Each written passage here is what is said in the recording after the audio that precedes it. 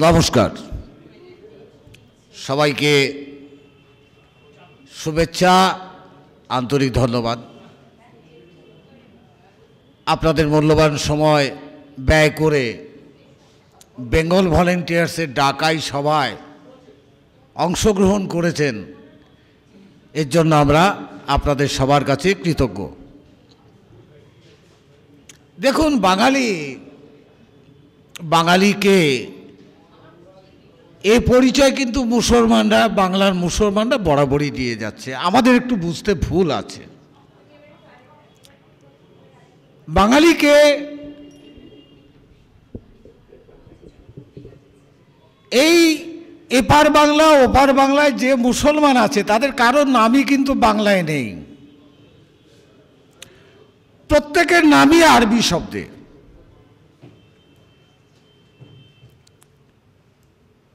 শেখ হাসিনা বাংলা শব্দ নয়, হুসেন মোহাম্মদ এরশাদ বাংলা শব্দ নয়, বেগম খালেদা জিয়া বাংলা শব্দ নয়।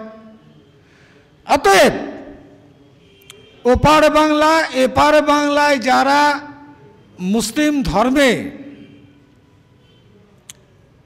দীক্ষিত তারা কেউই বাঙালি নয়। বাঙালি হতে গেলে আগে বাংলায় নামকরণ করতে হবে।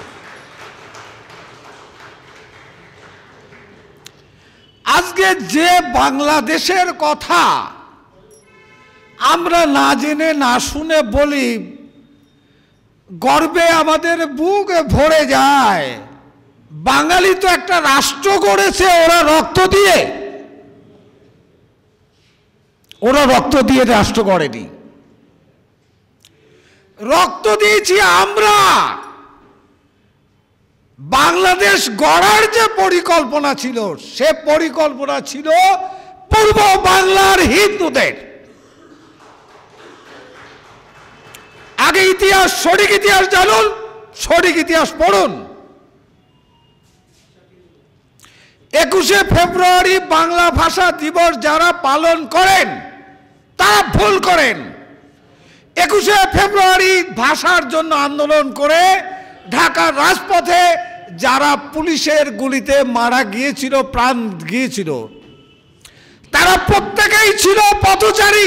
কেউ তারা ঢাকা বিশ্ববিদ্যালয়ের ছাত্র ছিল না। চ্যালেঞ্জ, আমি চ্যালেঞ্জ করছি, ঢাকা পুলিশের সেই দিনের রেকর্ড আমার হাতে আছে। আমার নামে একজন রিক্সা চালক, সেও তো গুলিতে মারা গিয়েছিল। সে কি ঢাকা বিশ্ববিদ্যালয়ের ছাত্র ছিল? রফিক, সালাম, বরকত কেউ তারা ছাত্র ছিল না। কিসের বসায় 21শে ফেব্রুয়ারি পালন হয়?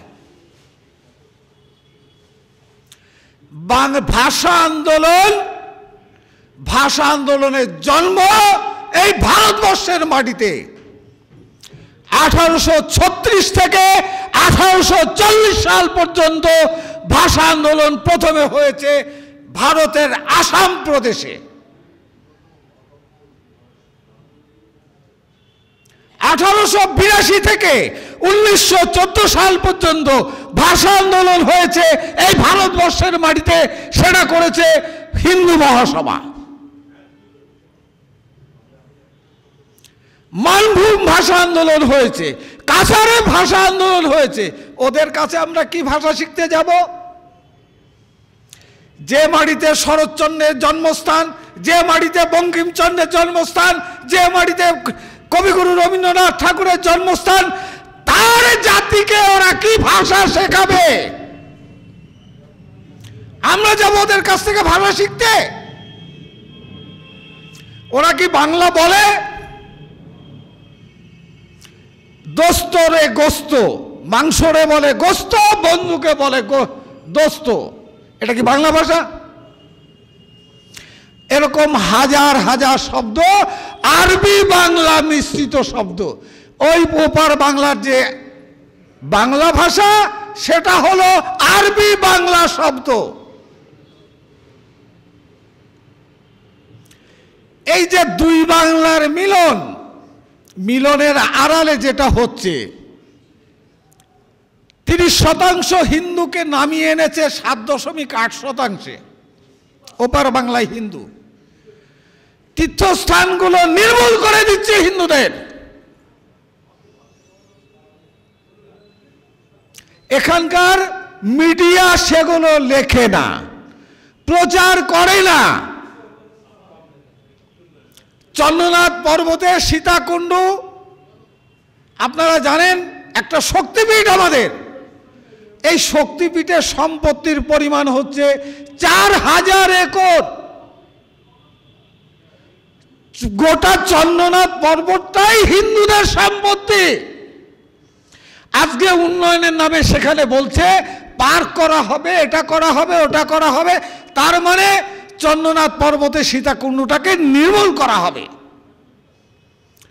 যেখানে সীতাকুণ্ড মন্দিরটা অবস্থিত এবং দিনরাত অগ্নি নির্গত হচ্ছে,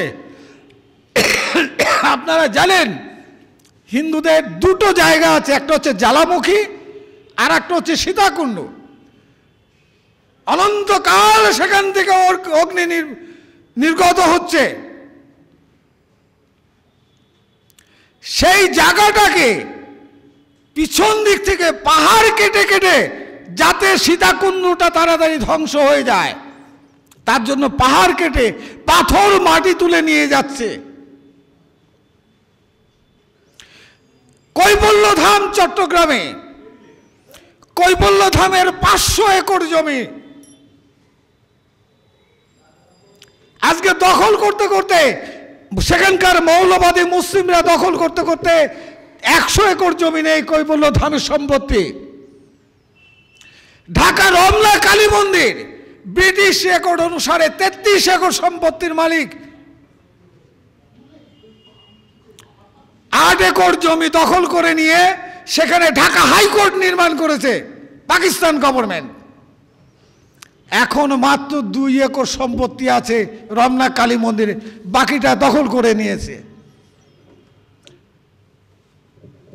ঢাকেশ্বরী মন্দির, ঢাকেশ্বরী মন্দিরের 16 বিঘে জমির ওপরে ঢাকেশ্বরী মন্দির এখন দখল হতে হতে মাত্র 6 একর আছে। গুপ্ত বৃন্দাবন টাঙ্গাইলের ঘাটাইলে, যেখানে আপনারা জানেন কিনা একই পুকুরের জল, একদিকের জল কালো জল এখনো বিদ্যমান, অপর অংশ পাশাপাশি লাল রঙের জল সেখানে বয়ে যাচ্ছে। সে গুপ্ত বৃন্দাবন আজকে ধ্বংসের পথে। তার যত প্রাচীন গাছ ছিল সব কেটে ধ্বংস করে দিয়েছে, তার জমি দখল করে নিয়েছে। পেট্রাপোল পার হলে বেনাপোলে ঠাকুর হরিদাসের মন্দির 900 বিঘে জমির মালিক, এখন 9 বিঘে জমি খুঁজে পাওয়া যাবে না। সৎসঙ্গের প্রতিষ্ঠাতা ঠাকুর অনুকূল চন্দ্রের 10,000 বিঘে জমি বেদখল হয়ে গেছে। কিসের বসায় বাংলাদেশের বাঙালির প্রেম?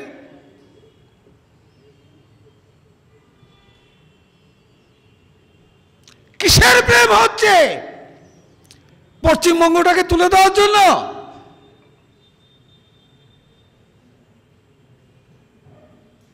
পশ্চিমবঙ্গ তো বাংলাদেশ হয়েই গেল, আর বাকিটা কি আছে? সীমান্ত এলাকায় আমি তন্ন তন্ন করে ঘুরেছি।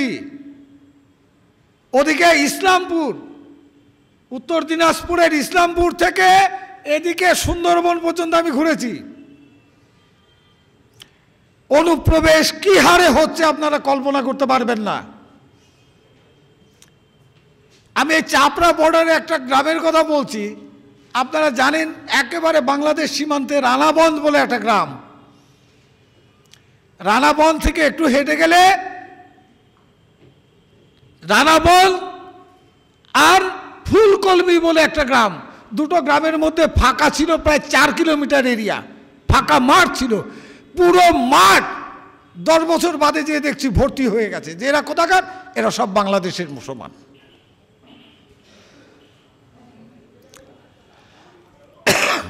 কোথায় গেল?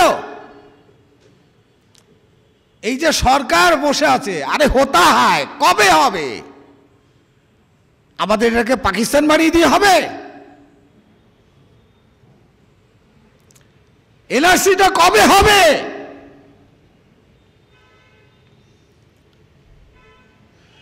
এখন জিবে স্বাদ এসে গেছে, মুসলিম ভোট সবারই দরকার, অতএব ধীরে চলো নীতি। এই যে কথা বললেই, প্রশ্ন তুললেই বলবে, আচ্ছা এনআরসি করতে গেলে তো প্রচুর টাকা খরচার দরকার, এই টাকাটা তো সরকারকেই বহন করতে হবে। কেন সরকার বহন করবে? কেন টাকা? এনআরসি করার জন্য যে সরকার যে টাকার দরকার সেটা বহন করবে কেন? অনুপ্রবেশকারীদের সম্পত্তি বাজেয়াপ্ত করো, নিলাম করে বিক্রি করো, সেই টাকা দিয়ে এনআরসি করো।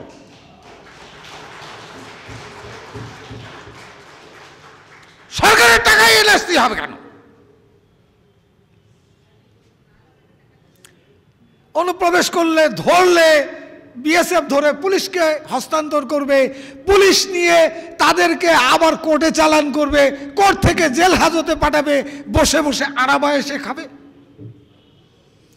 আমি কৃষ্ণনগর জেলে 7 দিন ছিলাম।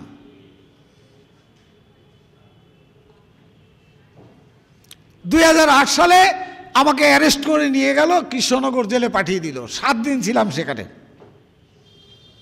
আন্দোলন করতে যেয়ে। প্রথম দিন যেদিন মৈত্রী এক্সপ্রেস চালু হয়েছিল, আমি 5000 উদ্বাস্তু নিয়ে আমি রানাঘাট থেকে অদূরে আরংঘাটা ঘোষালপুকুরের কাছে আমি মৈত্রী এক্সপ্রেসকে অবরোধ করেছিলাম। 5000 লোক নিয়ে আমি অবরোধ করেছিলাম। সেই অপরাধে আমি বলেছিলাম মৈত্রী এক্সপ্রেস অবশ্যই চাই, কিন্তু তার আগে বাংলাদেশে সংখ্যালঘুদের উপর অত্যাচার বন্ধ করতে হবে, তারপরে মৈত্রী এক্সপ্রেস চলবে। তুমি আমার মানুষকে তাড়িয়ে দেবে,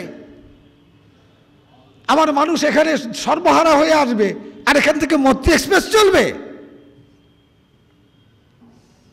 আজকে অবস্থা দেখুন, বাংলাদেশে ভারতীয় পণ্য বয়কট চলছে, জানেন তো খবরটা? ভারত বিদ্বেষ চরমে উঠেছে আজকে বাংলাদেশে।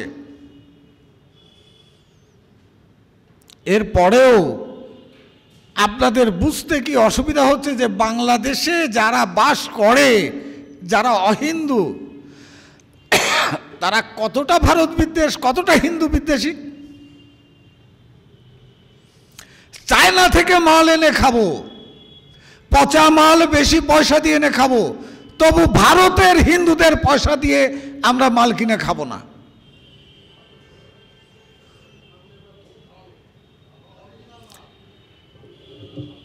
একটা নতুন ব্যাপার ঘটছে, একটু সতর্ক থাকার দরকার। আমার কাছে পারফেক্ট খবর আছে, বাংলাদেশ থেকে বৈধভাবে ভিসা পাসপোর্ট নিয়ে দেশে আসছে, এসে তারা যে 5 দিন 7 দিন 10 দিন 15 দিন এই মাটিতে থাকছে, এই ভারতে থাকছে, তখন তারা আমাদের পশ্চিমবঙ্গের সীমান্তবর্তী বিভিন্ন গ্রামে যে এরা ছোট ছোট গ্রুপ মিটিং করছে, গ্রুপ মিটিংয়ে তারা যে বিদ্বেষটা, যে বিষটা ঢালছে, সেটা হলো বাঙালি হিন্দু আর হিন্দিভাষী হিন্দুর মধ্যে একটা বিবাদ লাগাতে চাইছে।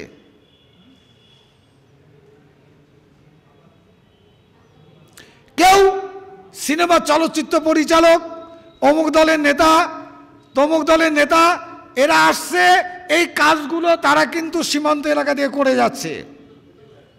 শুধু পশ্চিমবঙ্গে নয়, আসাম, ত্রিপুরা, মেঘালয়, মণিপুর, এমনকি সুদূর দিল্লি পর্যন্ত যে এই কাজটা এরা করছে। অতএব ভারতে ঢোকার ভিসা যেন মানুষ চিনে এবং অনুসন্ধান করে তাদেরকে ভিসা দেওয়া হয়, নইলে কিন্তু বিপদ আছে। যাই হোক, একটা কথা শুধু আমি এইটুকু বলবো, বেশি কিছু বলার নেই। বাংলাদেশের সব তীর্থস্থান নির্মূল হতে চলেছে। হিন্দুদের বড় বড় তীর্থস্থান অন্তত গোটা 10 আছে, সবগুলোই নির্মূল হতে চলেছে। এর বিরুদ্ধে আমাদের প্রতিবাদ মুখর হওয়ার দরকার। আর বাঙালিকে যাই আপনারা বলুন, যাই ভাবুন, প্রতিবাদ হবে, প্রতিরোধ হবে এবং বাঙালি হিন্দু উঠে দাঁড়াবে, একদিনের প্রতিশোধ নেবেই নেবে নেবে। জয় ভারতবর্ষ, জয় হিন্দু রাষ্ট্র, নমস্কার। ধন্যবাদ সুভাষ দা। এবার আমি ডেকে নেব কৌশিক দাকে। কৌশিক দা সঙ্গে ইন্ডিয়ান মার্শাল আর্ট সমর্থক, পুলিন বেদাস দ্বারা প্রতিষ্ঠিত, শস্ত্রাচার্য পুলিন বেদাস দ্বারা প্রতিষ্ঠিত বঙ্গীয় ব্যায়াম সমিতির তিনি যোদ্ধা। আমাদের লাইভ টেলিকাস্টে কৌশিক দা আগেও এসেছেন এবং অসামান্য বক্তব্য রেখেছিলেন বাঙালি শরীরচর্চার উপরে।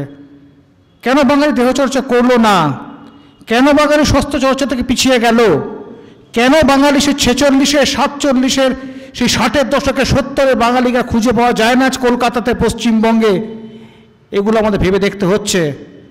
অনুপ্রবেশ ঘটছে কারণ আমাদের ভয় পাওয়ার কিছু নেই, কেউ আমাদের ভয় পায় না।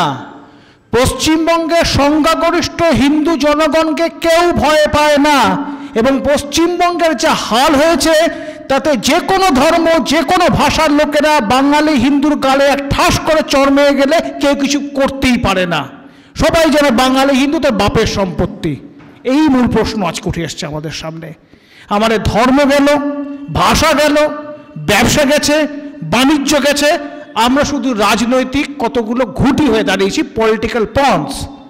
এই পরিপ্রেক্ষিতে আমি কৌশিক দাকে আহ্বান করছি তার বক্তব্য রাখার জন্য। কৌশিক দা। সকলকে নমস্কার। তন্ময়মিত্র যে কথাটা বলল যে আমরা বাঙালিরা বা বাঙালি হিন্দুরা আমরা শরীরচর্চা যে পরিমাণ করতাম সেটা পিছিয়ে গেলাম কেন? সত্যি কথা বলুন তো, আপনারা এখানেই তো অনেকে আছে যাদের বয়স 70 বা তার বেশি হয়তো, তারা দেখেছেন যে পাড়ায় পাড়ায় ব্যায়ামাগার বা আখড়া, তো আজকে কটা আখড়া আছে? আজকে তার জায়গা নিয়েছে কিছু জিম, যেখানে আমরা দেখি কিছু ছেলেদের ওই পুজোর 1 মাস আগে যাবে, কারণ পুজোর সময় হাত কাটা জামা পরবে, শুধু সেইটুকখানি। আমরাও ছোটোবেলাতে প্রচুর ফুটবল খেলেছি, রাস্তাতে খেলেছি, কিন্তু এখনকার ছেলে মেয়েদের দেখি বাবা মারা ভীষণ আপত্তি, খেললে ছুটলে যদি পড়ে যায় তাহলে কি হবে? এটা আমাদের একটা মানসিকতা তৈরি হয়ে গেছে।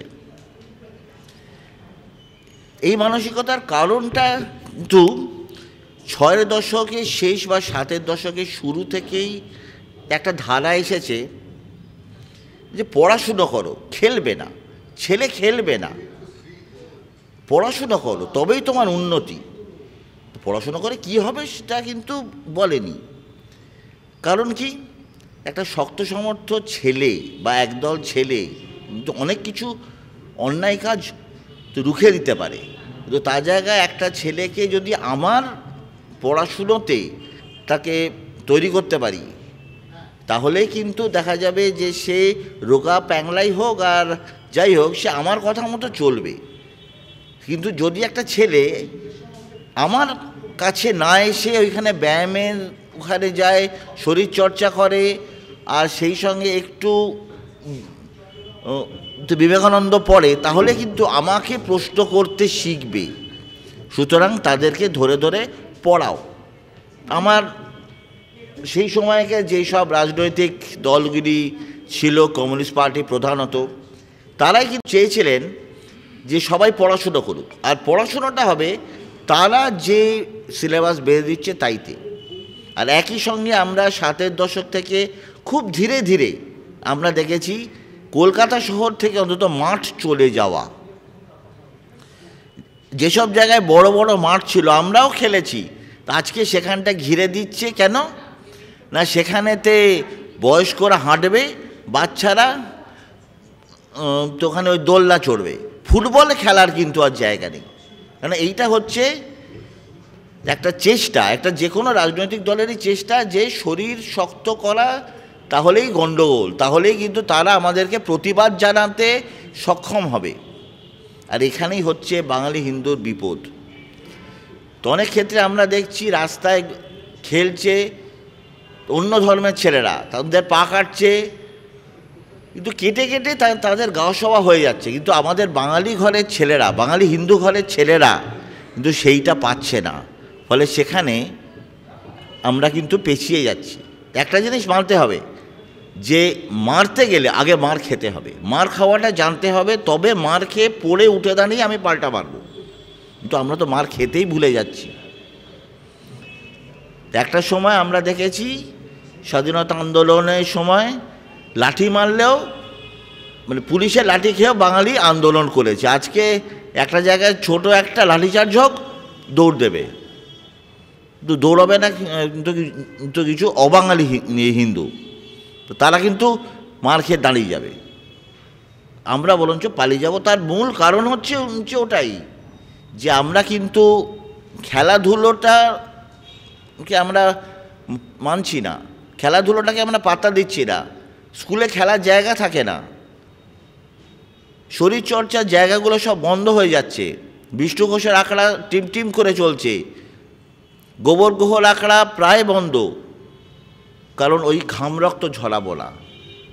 আমরা মার্শাল আর্ট করবো মোবাইলে, তা আমরা ক্যারাটে করবো কম্পিউটার স্ক্রিনে, কিন্তু যে পরিমাণ ঘাম রক্ত ঝরাতে হয় এইগুলো শিখতে, যে পরিমাণ কষ্ট করতে হয়, সেইটা কিন্তু না আজকালকার দিনে বাবা মারা পারমিট করছেন, না আমাদের সমাজ ব্যবস্থা বলছে যে হ্যাঁ তুমি করো। তারা বলছে, সমাজ ব্যবস্থা বলছে পড়াশুনো করো, শুধুই পড়াশুনো করো। কিন্তু এখানেও একটা প্রবলেম আছে, আমরা যারা খেলেছি আমরা কিন্তু অনেক রাত্রি জেগে পড়তে পারতাম, রাত্রি 2-3টে অবধি পড়তাম। আর আমাদের যেসব বন্ধুরা যারা খেলতো না তারা বলতো হ্যাঁ আমি তো 12টা অবধি পড়ি। তাদের সেই শরীরে শক্তি ছিল না যে তারা রাত্রি 1:30-2টো অবধি পড়ে আবার পরের দিন সময় মতো স্কুলে আসবে।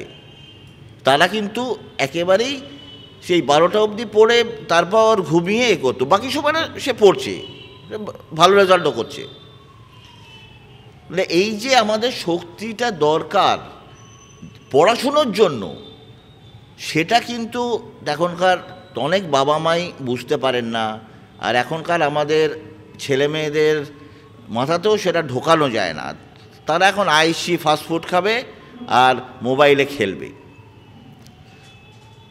তো এখানেই যখন আমরা শিখিয়েছি, তা আমি বঙ্গীয় ব্যায়াম সমিতিতে একসময় শেখাতাম, তখন আমরা দেখেছি যে 10টা ছেলে ঢুকলে খুব বেশি হলে 2জন থাকতো, বাকিরা টানতো না।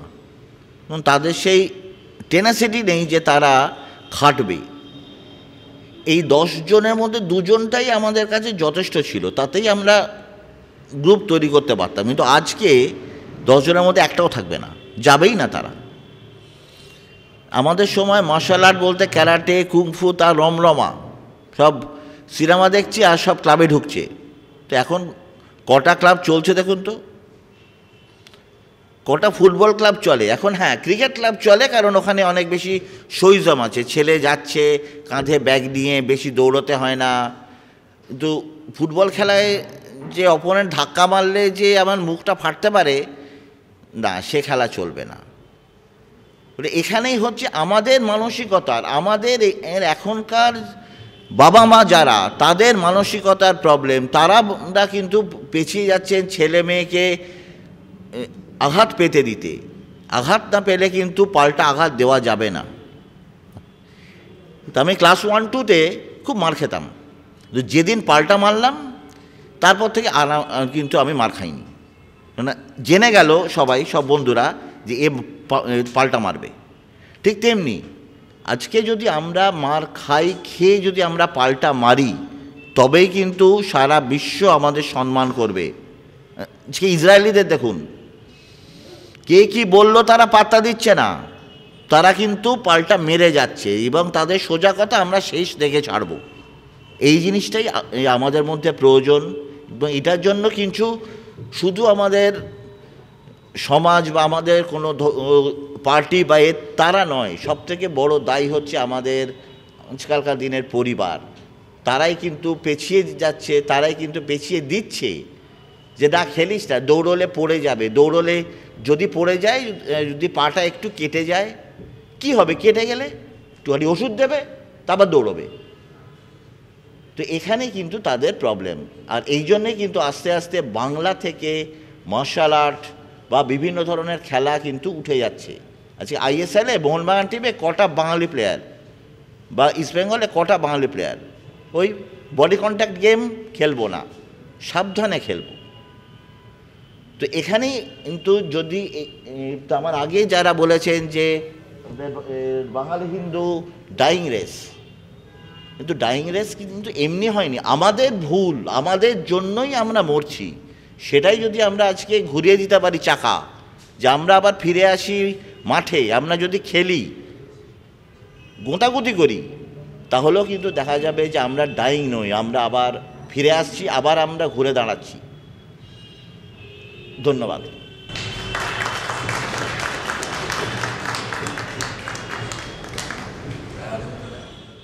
মধ্যযুগের বাংলায় প্রতিরোধ হয়েছিল, সশস্ত্র প্রতিরোধ, যে সম্পর্কে কোনো উল্লেখ ইতিহাসে বিশেষ খুঁজেই পাওয়া যায় না।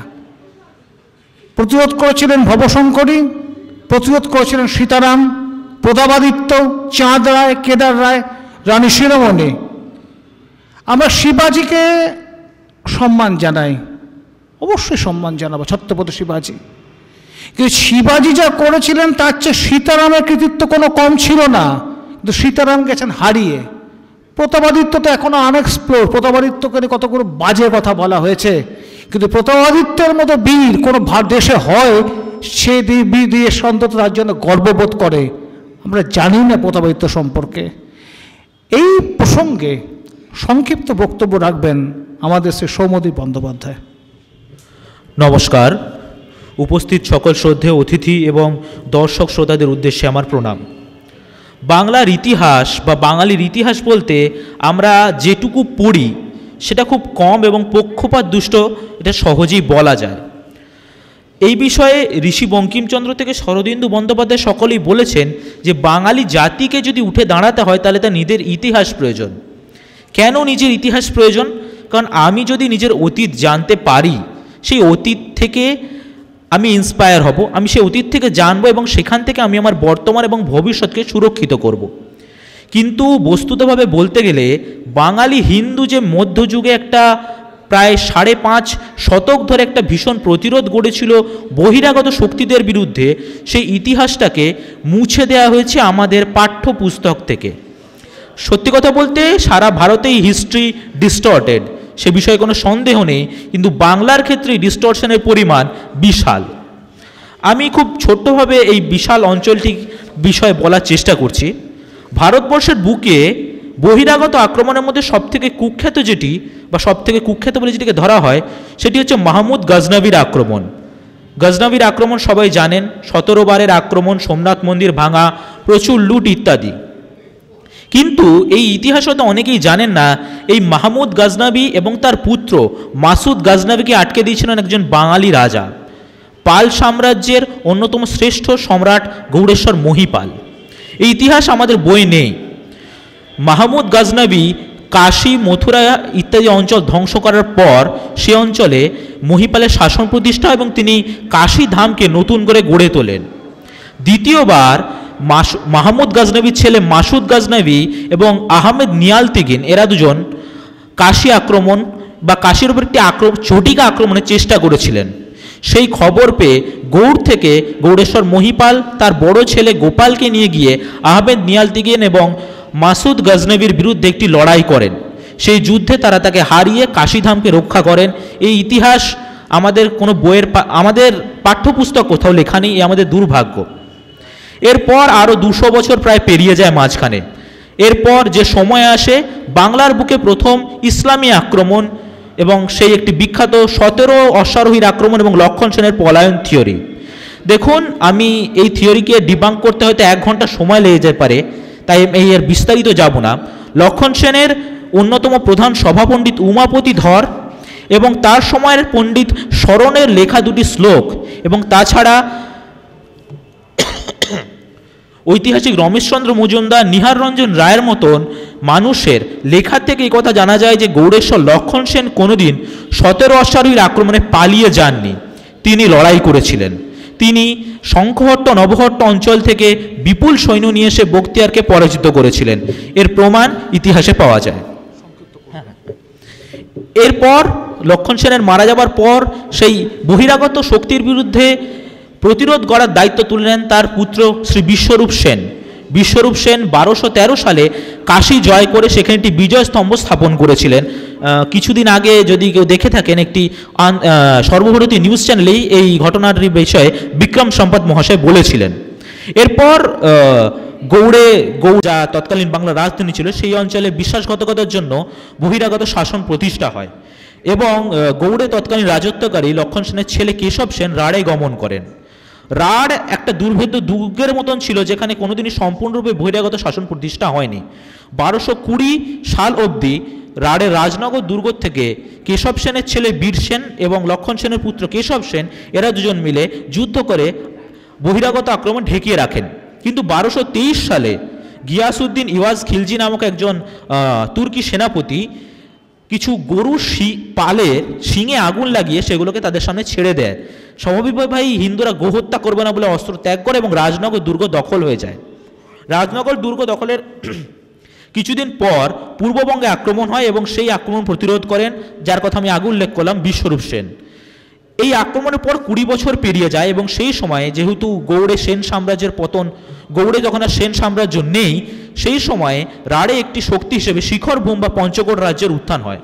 1244 সালে পঞ্চকোটের রাজাদের একটি উদ্যোগ নেওয়া হয় এবং সেই সময় সমস্ত বাঙালি হিন্দু রাজাদের একত্রিত করে একটা ফ্রন্ট গঠন করা হয় এবং এই ফ্রন্ট রাজনগর আক্রমণ করে রাজনগর পুনর্দখল করে।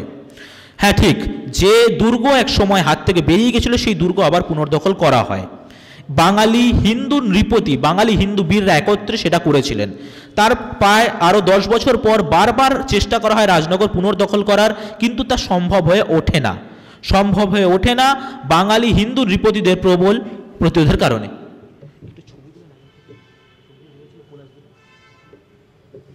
ঠিক আছে, কিন্তু দুর্ভাগ্যবশত সেখানে বিশ্বাসঘাতকতা হয় এবং রাজনগর দুর্গের পতন হয়।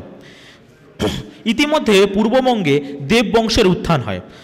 দামোদর দেব তিনি গৌড় অবধি বিজয় করেন এবং গৌড়ে মহোৎসব করেন।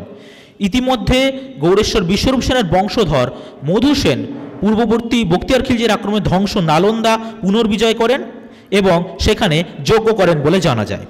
গৌড়েশ্বর মধু সেনের মৃত্যুর পর সেন বংশে ভাঙন দেখা যায় এবং সেখান থেকে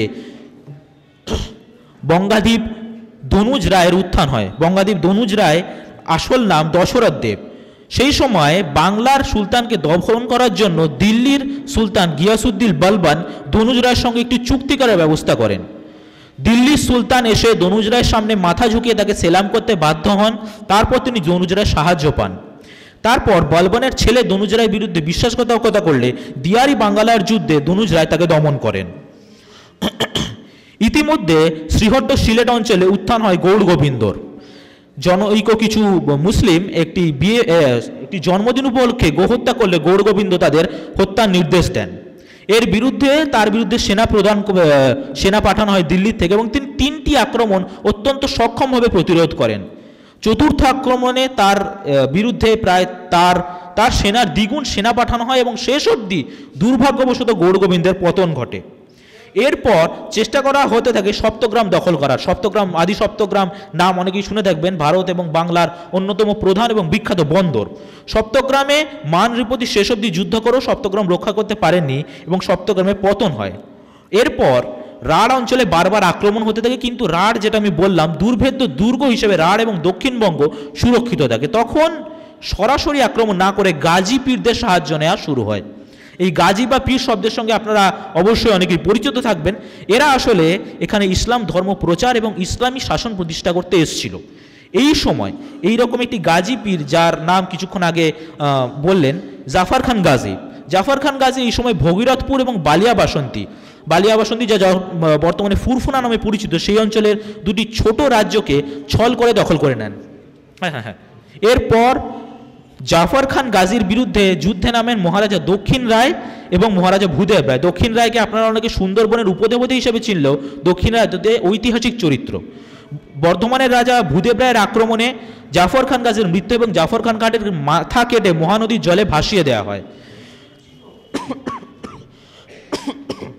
এই ঘটনা হিন্দুদের মধ্যে আবার সাহস বৃদ্ধি করে এবং মঙ্গলকোটে মহারাজা বিক্রমজিৎ ঘোষ দিল্লি সালতানাতের 17 জন গাজীকে পরাজিত করেন। মঙ্গলকোটের পতনের পর রাঢ়ে উত্থান ঘটে গোপভূম রাজ্যের। মহারাজা মহেন্দ্র সিংহ, যিনি গোপভূম রাজ্যের অন্যতম প্রধান রাজা ছিলেন, তিনি গোপভূমকে গড়ে তোলেন এবং তিনি সিকান্দার শাহের পাঠানো সৈয়দ বর্মনকে পরাজিত করেন এবং গোপভূমের ভেতর আক্রমণ করতে আসা গুপ্তচরদের দমন করে তাদের গোপভূমকে একটি শক্তিশালী হিন্দু শক্তিরূপে গঠন করেন। এই সময় বাংলাদেশের সাভার অঞ্চলে সেন বংশের একটি শাখায় দ্বিতীয় বল্লাল সেন বিভিন্ন প্রতিরোধ গড়ে তুলেছিলেন। এরপর যার কথা অনিমিত্রদা বললেন, আমি একটু মধ্যযুগের শেষ দিকে চলে যাই। মহারাজা প্রতাপাদিত্যর বিরুদ্ধে অনেক কথা অনেক হয়তো শুনে থাকবেন, কিন্তু দুর্ভাগ্যবশত সেটা আমাদের দুর্ভাগ্য যে আমরা মহারাজা প্রতাপাদিত্যর ব্যাপারে এই খারাপ কথাগুলো শুনে থাকি। কিন্তু মহারাজা প্রতাপাদিত্য আদতে যে পরিমাণ প্রতিরোধ গড়েছিলেন মোগলদের বিরুদ্ধে, সেটা সত্যি স্প্লেন্ডিড বললেও কম বলা হয়। এবং শুধু মোগলদের বিরুদ্ধে নয়, উনি তৎকালীন সময়ে পর্তুগিজ মগ ফিরিঙ্গিদের দমন করে একটি অত্যন্ত শক্তিশালী বাহিনী গঠন করে মোগলদের বিরুদ্ধে যুদ্ধ করেন, কিন্তু দুর্ভাগ্যবশত বিশ্বাসঘাতকতার জন্য তার পতন হয়। ঠিক একইভাবে বিক্রমপুরের মহারাজা কেদার রায়, তিনিও পর্তুগিজদের দমন করেছিলেন এবং মোগলদের বিরুদ্ধে যুদ্ধ করেছিলেন, কিন্তু আবার সেই বিশ্বাসঘাতকতা এবং আবার কেদার রায়ের পতন। বাঙালি হিন্দু কোনোদিনই, আমি পুরোটা এখন এই ইতিহাস বলতে গেলে সময় লাগে, আমি পুরোটা আপনাদের সাথে শেয়ার করতে পারলাম না, তার জন্য আমি দুঃখিত, সময় আমাদের হাতে কম আছে। আমি শুধু শেষবার একটাই কথা বলে যেতে চাই, বাঙালি হিন্দু কোনোদিন পলায়ন করেনি, তারা কোনোদিন পালিয়ে যায়নি, তারা চিরকাল প্রতিরোধ করেছে এবং ভবিষ্যতেও করবে। ধন্যবাদ, নমস্কার।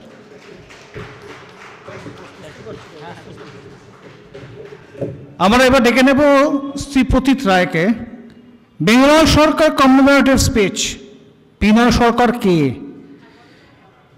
এবং যারা কথা বলছেন তাদের বিশেষ অনুরোধ করছি বাইরে বেরিয়ে কথা বলুন বা বসে যান, অনুরোধ করছি please, it is a conference. Binoy সরকারের নামটা গত 70 বছর ধরে পশ্চিমবঙ্গে একাডেমি থেকে মুছে দেওয়া হয়েছে, মুছিয়ে দিয়েছে কমিউনিস্টরা। যারা আজকে হঠাৎ হিন্দুত্ব নিয়ে আজ কথা বলছেন, তারা জানেন না বিনয় সরকারকে, এবং সেই সম্পর্কে কোনো গবেষণা, কোনো আলোচনা কোথাও কখনো হয়নি। পশ্চিমবঙ্গে গবেষণার ক্ষেত্রে বিনয় সরকার নিষিদ্ধ নাম। এমন এক ব্যক্তিত্ব যার নামকে ক্যালকাটা ইউনিভার্সিটি তার একাডেমি থেকে সরিয়ে দিয়েছে, মুছে দিয়েছে। যে বিশ্বজোড়া ব্যক্তিত্ব ছিলেন বিনয় সরকার, তার নাম আজ কোথাও খুঁজে পাওয়া যাচ্ছে না। এমনকি হিন্দু জাতীয়তাবাদী যারা লেখালেখি করেন তারাও জানেন না। কিন্তু বিনয় সরকারকে প্রয়োজন আমাদের বাঙালিকে দাঁড়ানোর জন্যে। সেই প্রসঙ্গে অত্যন্ত সংক্ষিপ্তভাবে বিনয় সরকার সম্পর্কে বলবেন শ্রী প্রতীত রায়। নমস্কার, শুভ সন্ধ্যা। উপস্থিত সমস্ত সম্মানীয় শ্রোতা মহোদয়গণ এবং আমাদের অত্যন্ত শ্রদ্ধেয় বিশেষ অতিথিগণকে আমি আন্তরিক কৃতজ্ঞতা জানাই আজকে আমাকে বলবার সুযোগ করে দেওয়ার জন্য।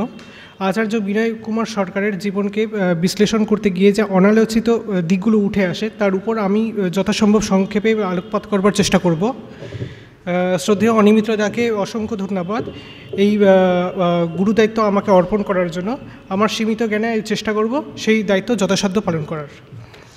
প্রথমত, আচার্য বিনয় কুমার সরকারের ব্যক্তিত্বকে যদি এক বাক্যে আমাকে বর্ণনা করতে বলা হয়, তবে আমি বলবো Shri Binoy Kumar Sarkar was a true prodigy and belonged to the highest order of intellectual excellence of his time.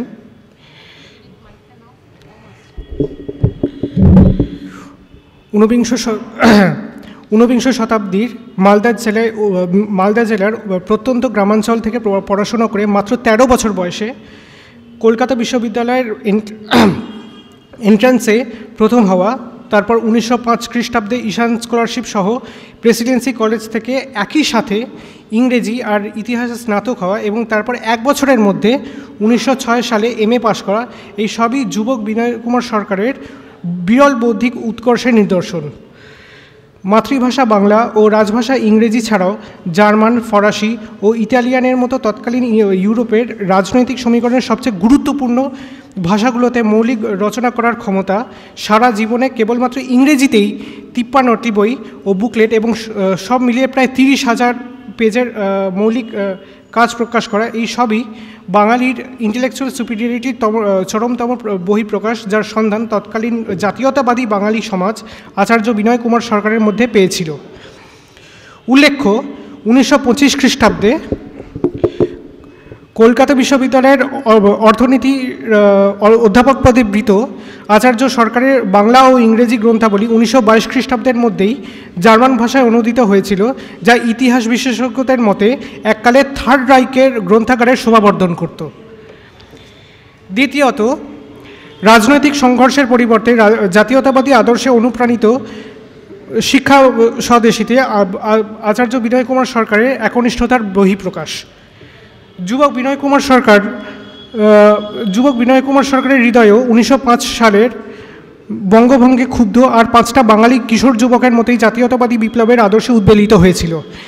কিন্তু মালদা জেলারই আরেক সুযোগ্য সন্তান ডন সোসাইটির প্রতিষ্ঠাতা শ্রী সতীশচন্দ্র মুখোপাধ্যায়ের সান্নিধ্যে বিনয়বাবু বুঝেছিলেন কেবলমাত্র সশস্ত্র সংগ্রাম কিংবা রাজনৈতিক অধিকার হাসিল করেই দেশকে স্বতন্ত্র করা সম্ভব নয়।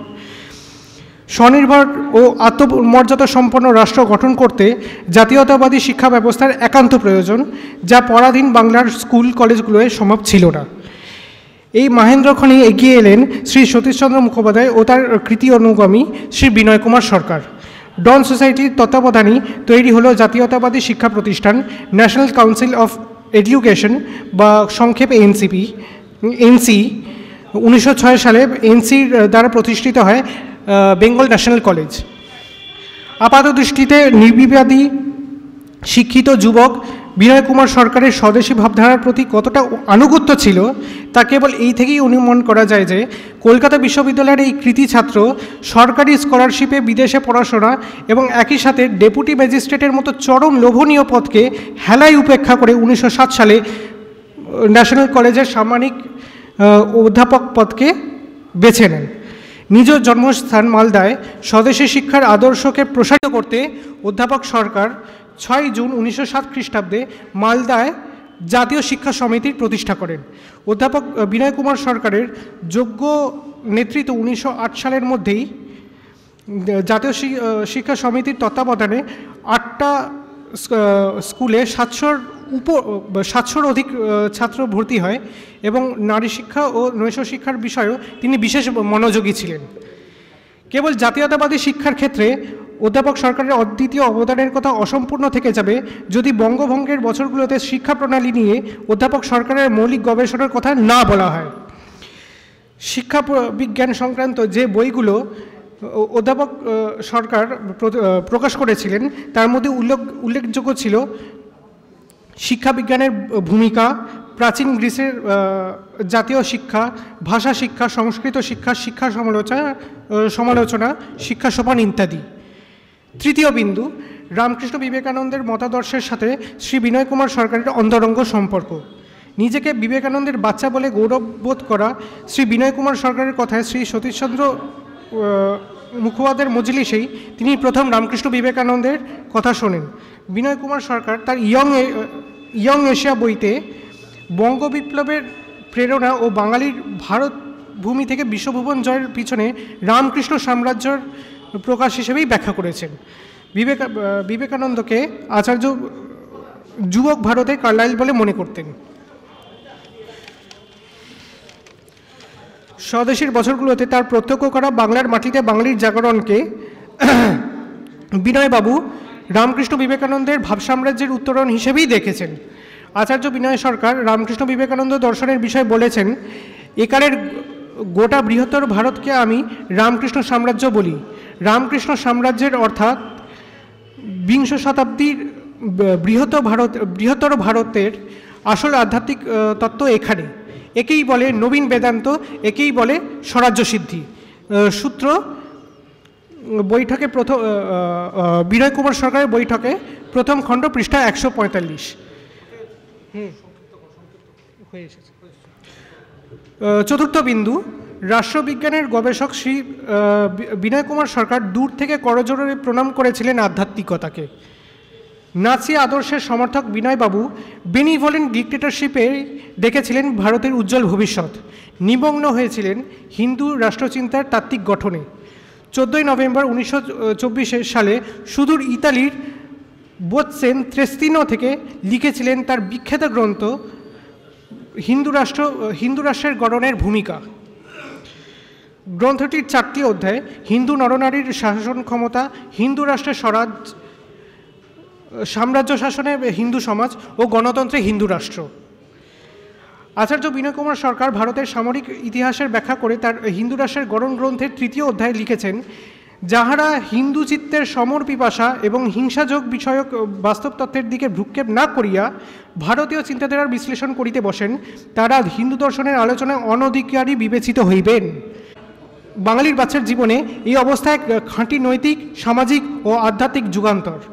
30-এর দশকের প্রথম দিকে জার্মানিতে নাৎসি মতবাদের দ্রুত উত্থানের ব্যাপারে আচার্য বিনয় কুমার সরকার খুবই আশাবাদী ছিলেন। অধ্যাপক Sarkar Hitler state, a landmark in the political, economic and social remaking of the German people শীর্ষক তার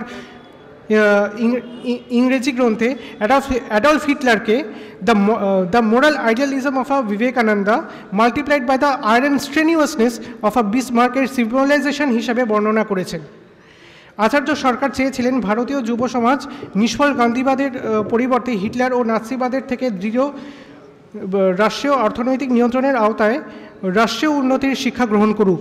আচার্য সরকার রেসিস্ট বা বর্ণবিদ্বেষী না হলেও ঐক্যবদ্ধ ইচ্ছাশক্তির সহায়তায় মহানব সভ্যতার শেষ প্রান্ত থেকে কেন্দ্রবিন্দুতে উপনীত হওয়ার রাষ্ট্রীয় তাগিদ তাকে ফ্যাসিবাদের দিকে আকৃষ্ট করেছিল।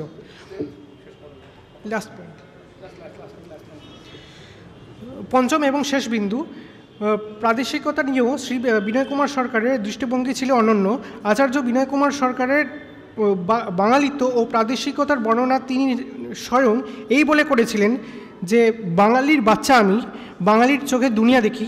আমার কাছে 1905 হচ্ছে বিংশ শতাব্দীর প্রথম বৎসর। এই সময় শুরু হয় গৌরবময় বঙ্গ বিপ্লব, এক খাঁটি যুগান্তর। ইংরেজিতে পণ্ডিত, বহু ভাষাবিদ হওয়ার পরেও বিনয়বাবু জনশিক্ষার মাধ্যম হিসেবে বাংলা ভাষাকেই প্রাধান্য দিতেন। বঙ্গীয় সাহিত্য পরিষদকে উৎসাহিত করেছিলেন বিদেশি ভাষায় লেখা গুরুত্বপূর্ণ বইয়ের বাংলা অনুবাদের জন্য। সাদামাটা বাংলাকেই জ্ঞানচর্চার মাধ্যম হিসাবে বেছে নিয়েছিলেন। বিনয় সরকারের বৈঠকে গ্রন্থে আমরা তাই লক্ষ্য করি। 1949 সালে আমেরিকায় একাডেমিক ট্যুরে থাকাকালীন হৃদরোগের মৃত্যুর পর এহেন অসামান্য প্রতিভাধর বিদ্বান ব্যক্তিত্বকে স্বাধীনতার পর তার জাতীয়তাবাদী আদর্শের কারণে নিম্নমেধার জাতীয়তাবাদ বিরোধী হিন্দু বিদ্বেষী বুদ্ধিজীবীদের ঈর্ষা ও উপেক্ষার শিকার হতে হয়। একাডেমিক আলোচনার থেকে একটি বিশেষ মতাদর্শের ধ্বজাধারীরা পরিকল্পিতভাবে নিশ্চিহ্ন করে দেয় আচার্য অধ্যাপক সরকারকে।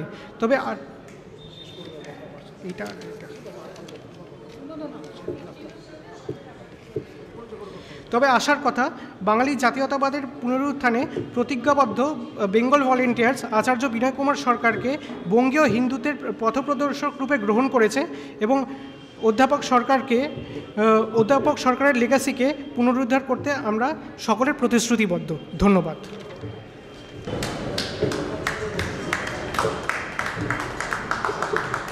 আমাদের মধ্যে সংক্ষিপ্ত বক্তব্য রাখবেন আমাদের শান্তনু মুখার্জি, অনুকূল মুখোপাধ্যায়ের প্রপৌত্র এবং ছেচল্লিশে গোপাল মুখোপাধ্যায়ের পৌত্র। অত্যন্ত সংক্ষিপ্ত একটা বক্তব্য রাখবেন এবং শান্তনু মুখোপাধ্যায়। আমাদের এখানে একটা নাটক হবে, আপনারা কিন্তু কেউ যাবেন না। একটা অসাধারণ নাটক মঞ্চস্থ হতে চলেছে, যাবেন না, অনুরোধ করলাম। একসঙ্গে এসেছি আমরা কিছু করার জন্যে, অনুরোধ রাখলাম। বলো। আজ এই ঐতিহাসিক জায়গা ভারত সভা হল, এখানে আমরা উপস্থিত হয়েছি। বাঙালি হিন্দুর অস্তিত্ব আজ বিপন্ন, খুব অবাক লাগছে ব্যাপারটা। আমরা একটুখানি ব্যাপারটা খুব অবাক লাগছে যে তার জন্য বাঙালি হিন্দুর অস্তিত্ব বিপন্ন হচ্ছে, সেই জন্য আমরা আজকে এখানে একত্রিত হয়েছি। একটু পিছনের দিকে যাই, অনেক বয়োজ্যেষ্ঠ মানুষ এখানে উপস্থিত আছেন। এবং আমরাও এই জিনিসটা ছোটোবেলায় যখন স্কুলে পড়তাম একটি লেখা পড়েছিলাম, বা এখনও হয়তো বইতে আছে, what Bengal things today India things tomorrow. মানে বাংলা আজকে যেটা চিন্তা করছে ভারতবর্ষ সেটা পরে চিন্তা করে। যে বাঙালি আজকে ওই সময় ওই অবস্থায় ছিল, আজকে এই বাঙালির জন্য আমাদেরকে এখানে একত্রিত হচ্ছে যারা নিজেদের অস্তিত্বটাকে ধরে রাখতে পারছে না। আমাদের এই বাংলায় কিন্তু নেতাজি সুভাষচন্দ্র বোস, বাঘা যতীন, ক্ষুদিরাম বোস, প্রফুল্ল চাকির মতন বিপ্লবীদের জন্ম দিয়েছে, বাদ নেই। আপনারা ইতিহাস দেখলে বা জানলে দেখতে পারবেন যে ভারতবর্ষের স্বাধীনতা আন্দোলনে সব থেকে বেশি রক্ত ঝরেছে এই বাংলা আর পাঞ্জাব, তারপরে অন্যান্য প্রভিন্স। কিন্তু আজকে এটা আমাদের কাছে, জানি না, আমার তো খুব ব্যক্তিগতভাবে খুবই দুঃখের ব্যাপার যে আজকে বাঙালির অস্তিত্ব বিপন্ন হয়ে যাচ্ছে বলে কাঞ্জিক বা বেঙ্গল ভলেন্টিয়ার্সকে এইখানে এসে তাদেরকে সভা করতে হচ্ছে, তাদেরকে সম্মেলন করতে হচ্ছে। এই অবস্থায় আজকে আমরা বাঙালিরা দাঁড়িয়ে আছি, এটা আমাদের কাছে সত্যি কথা বলতে খুবই লজ্জার ব্যাপার, খুবই লজ্জার ব্যাপার। আমরা একটুখানি পিছনের দিকে আরও একটু যাই। আমরা যে জায়গায় দাঁড়িয়ে রয়েছি এটা হচ্ছে বিবি গাঙ্গুলি স্ট্রিট, বিপিন বিহারী গাঙ্গুলি। আপনারা তো অনেকেই হয়তো জানেন না বিপিন বিহারী গাঙ্গুলি কে ছিলেন, বা অনেকেই জানেন, বয়োজ্যেষ্ঠ যারা রয়েছেন ইতিহাস তারা নিশ্চয়ই জানবেন। বিপিন বিহারী গাঙ্গুলি একজন নিপুণ সংগঠক এবং স্বাধীনতা সংগ্রামী, যার নেতৃত্বে রডা কোম্পানির অস্ত্র অপহরণ, যে অস্ত্র অপহরণ আজকে কেন সমগ্র ব্রিটিশকে কাঁপিয়ে দিয়েছিল 1914 সালের 26শে আগস্ট। এবং এই রকম পূর্ব পরিকল্পিত এত সংগঠিত ডাকাতি, অস্ত্র অপহরণ খুব কমই আছে ইতিহাসের পাতায়, এবং তারও পেছনে কিন্তু এই বাঙালিরাই আছে। আরেকটু পরে আরেকটু এগিয়ে যাচ্ছি, 1946 সাল। এই ইতিহাস আপনাদের কাছে সকলেরই জানা, এবং বর্তমান প্রজন্ম এবং আগামী প্রজন্মের কতটা কি জানা আছে না জানা আছে আমি জানি না। হয়তো এখন সোশ্যাল মিডিয়ার দৌলতে অনেকেই জানতে পারেন, কেউ কেউ বিকৃতও করছেন, কেউ কেউ সম্মানও দিচ্ছেন। যাই হোক, ইতিহাসটা হচ্ছে 1946 সালের প্রেক্ষাপট। 16ই আগস্ট ভারতবর্ষের ইতিহাসে একটা কলঙ্কিত অধ্যায়।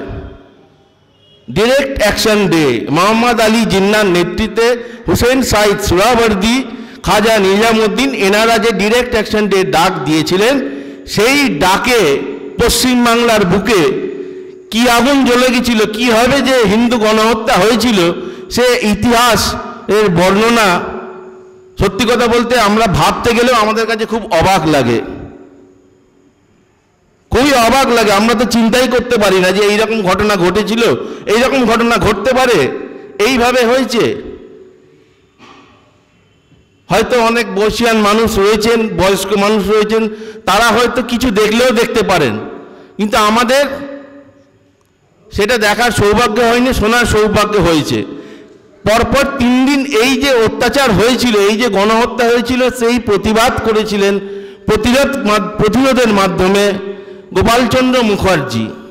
এবং সেই প্রতিরোধ করতে কিন্তু হাতে লাঠি নিয়ে দুগাল বাড়িয়ে দিয়ে প্রতিরোধ থামানো যায়নি, হাতে অস্ত্র নিয়ে ছেলেদের হাতে অস্ত্র তুলে দিতে হয়েছিল।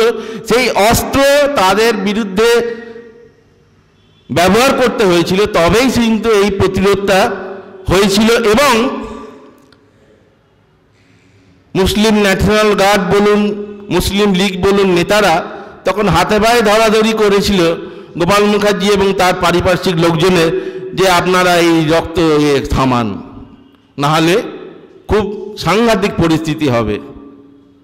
এসব হবার সত্ত্বেও আজকে 2024-এ আমরা দাঁড়িয়ে বাঙালি তো আজকে দিনের পর দিন হয়তো আমাদের সামনে যে প্রজন্ম বসে রয়েছে, আমাদের পরের প্রজন্ম হয়তো একটা সেই অবলুপ্তির পথে, যে অবলুপ্তির জায়গা, মানে আমাদের শরীরে একটা অঙ্গ আছে যেটাকে বলে অ্যাপেন্ডিক্স, ওটা হয়তো ওয়ান্স আপন এ টাইম কোনো একটা সময় কাজে লাগতো, কিন্তু এখন ওইটা কিন্তু অতিরিক্ত একটা অঙ্গ, এক্সট্রা।